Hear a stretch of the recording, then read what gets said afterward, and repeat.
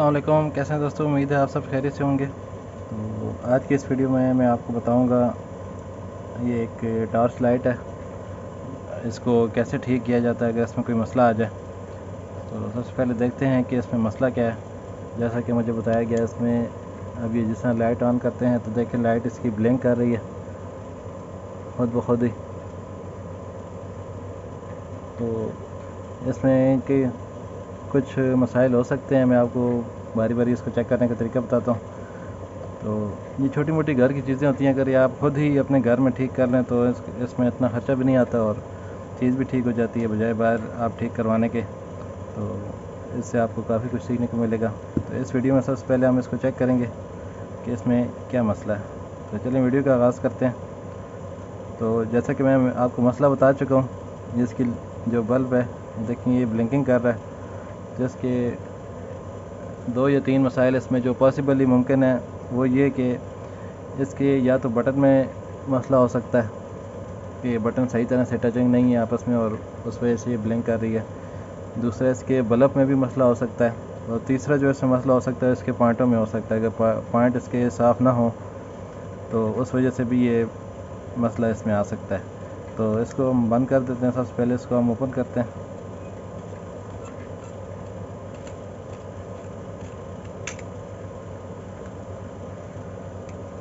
दोस्तों, ये चीज़ जब भी आप ओपन करें तो उसकी सारी चीज़ें आप कोशिश करें कि एक जगह इकट्ठी रखें, ताकि बंद करते वक्त फिर आपको ढूंढनी ना पड़े। तो ये मैं सामने इसलिए रख रहा हूँ कि आपको पता चलता जाए कि इसको मैंने कैसे खोला और इसको कैसे बंद करेंगे।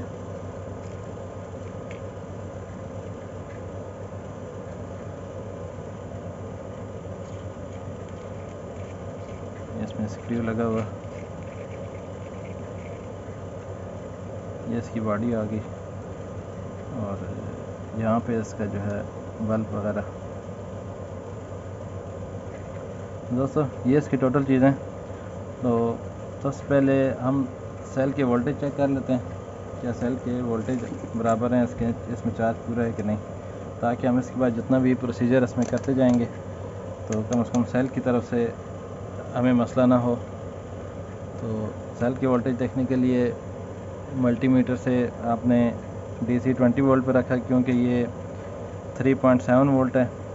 और तो यहाँ पे आपने 20 वोल्ट रख के इसको पॉजिटिव और नेगेटिव करंट इसकी ले लेनी है।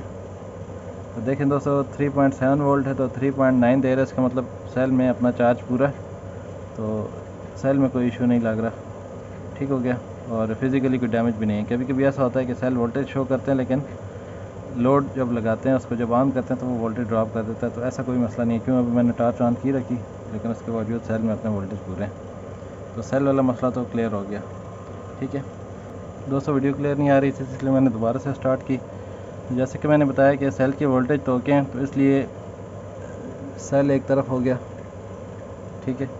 उसके बाद दूसरी चीज़ जो आपने देखनी है वो मैंने आपको बताया कि इसके पॉइंट साफ़ ना होने की वजह से भी इसमें मसला हो सकता है। तो इसके पॉइंट कौन कौन से होते हैं? एक पॉइंट तो इसका पॉजिटिव होगा और एक नेगेटिव होगा। तो ये आपको नज़र आएंगे, ये एक तो सेलों के पॉइंट आपने देख लेने, ठीक है। अगर ये क्लियर हो तो फिर ये आपको देखें, ये पॉजिटिव पॉइंट है इसका, ये अंदर जो सिल्वर है, क्यों जब ये अंदर से इसके साथ टचिंग होता है तो ये पॉजिटिव करंट यहाँ से लेता है। तो ये आपने देख लेना है। तो इस केस में ये पॉइंट बिल्कुल साफ़ है। और नेगेटिव पॉइंट ये इसकी बॉडी होती है, ये यहाँ से नेगेटिव करंट लेके ये यहाँ तक पहुँचाती है और इसकी बॉडी को ये नेगेटिव करंट पहुँच जाता है, ठीक है। मेन मकसद जो है बल्ब को सेल के वोल्टेज पहुँचाना होता है।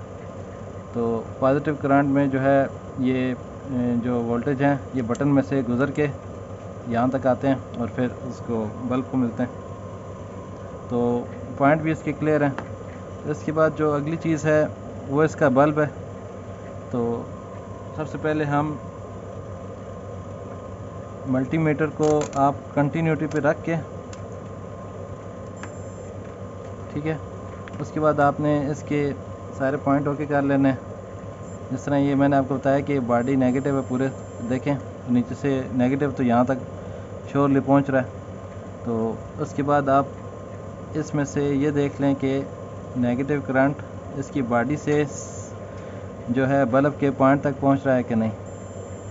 तो इस केस में भी ये करंट इसके बल्ब तक पहुंचे, मतलब नेगेटिव करंट बिल्कुल ओके।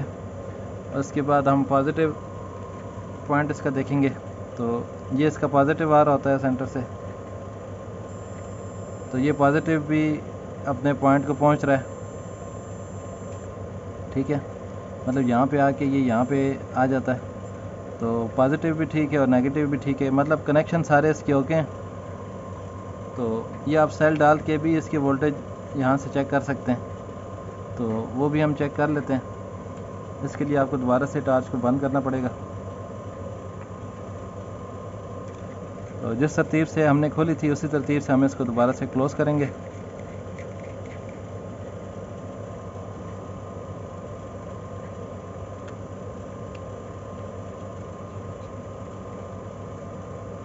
ऊपर शीशा लगाने की ज़रूरत नहीं है, क्योंकि हमने सिर्फ वो बल्ब के वोल्टेज चेक करना है। तो वोल्टेज देखने के बाद पता चलेगा ये बल्ब की क्या पोजीशन है। अब तीसरी चीज़ बल्ब रह गई है, जबकि इसका सेल भी ओके, बटन भी इसका अभी चेक नहीं किया, तो बटन भी चेक कर लेंगे इसके बाद। तो ये आपने 3.7 वोल्ट का सेल है, तो आपने 20 वोल्ट डीसी पे मीटर रख के आपने इसके पॉइंट चेक कर लेना है। बल्ब के दोनों पॉइंटों पे आपने मीटर लगाना है और फिर बटन ऑन करना है। इससे बटन भी चेक हो जाएगा और बल्ब भी चेक हो जाएगा।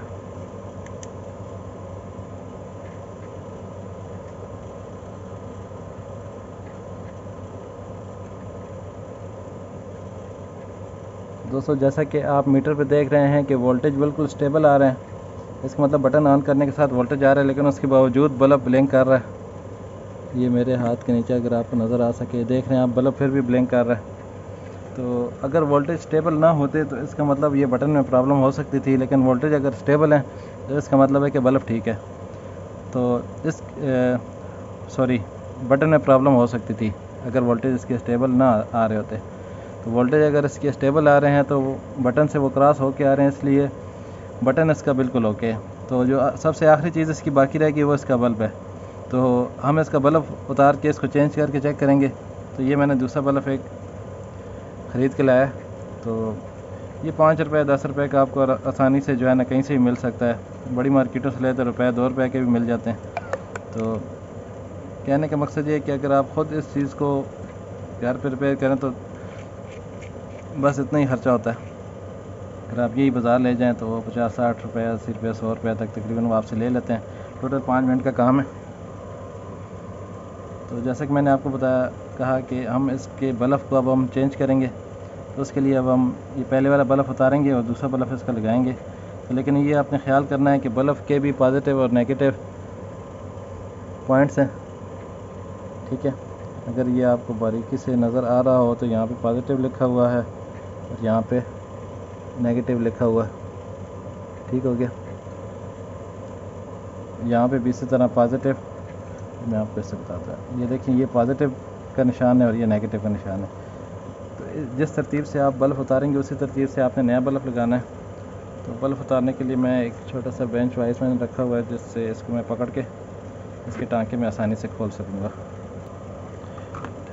ये सही तरह लगा नहीं हुआ, मैं इसको ओपन करके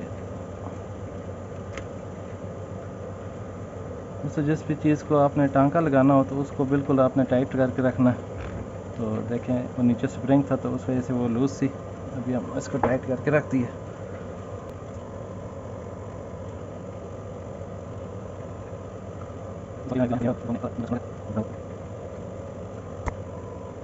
देखें, बिल्कुल टाइट हुआ था, इसको अब हमने उठा लिया। अब हम इसकी जगह ये दूसरा बल्ब लगाएंगे। जैसा कि मैंने आपको पहले कहा कि पॉजिटिव और नेगेटिव का आपने ख़ास ख्याल रखना है। बिल्कुल बारीक निशान इसके लगे होते हैं, तो आपने लाजमी देखना है। बल्ब लगाने से पहले हम उसकी बेस पहले सेट कर लें।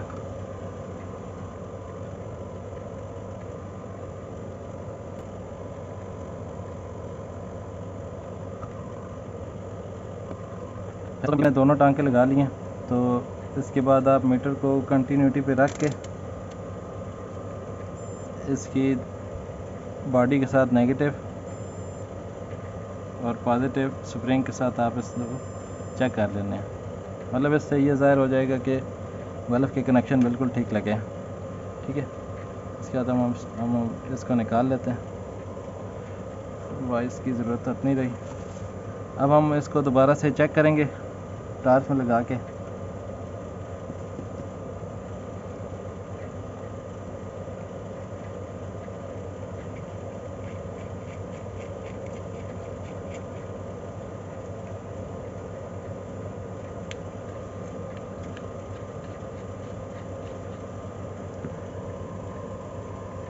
दोस्तों ये आपके सामने रिज़ल्ट है।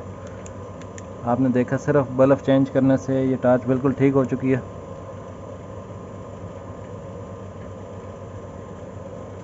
तो सिर्फ 5 रुपए का एक बल्ब बदलाने से ये टार्च आप घर बैठे भी ठीक कर सकते हैं। उसके लिए जस्ट आपको सिर्फ एक काविया और एक मल्टीमीटर की ज़रूरत है। और ये ऐसी चीज़ें हैं कि जो आप आसानी से ख़रीद सकते हैं और अपने घर में रख सकते हैं कि ये मल्टीपर्पज़ चीज़ें हैं, बहुत सारी चीज़ों में इस्तेमाल होती हैं। तो उसके अलावा ये सोल्डरिंग वायर है, ये आप थोड़ी सी साथ ख़रीद के ले आएँ, तो इससे आपके काफ़ी सारे काम बन जाएंगे। तो दोस्तों अगर आपको ये मेरी आज की वीडियो पसंद आई हो या आपके पास इस तरह की कोई चीज़ें और उसमें कोई मसाइल हैं तो आप मुझसे कुछ पूछना चाहते हैं तो मुझसे पूछ सकते हैं। इंशाल्लाह आपकी जो मदद हो सके मैं आपकी करूँगा। तो अपना ख्याल रखिए, दुआओं में याद रखें। अल्लाह हाफ़िज़।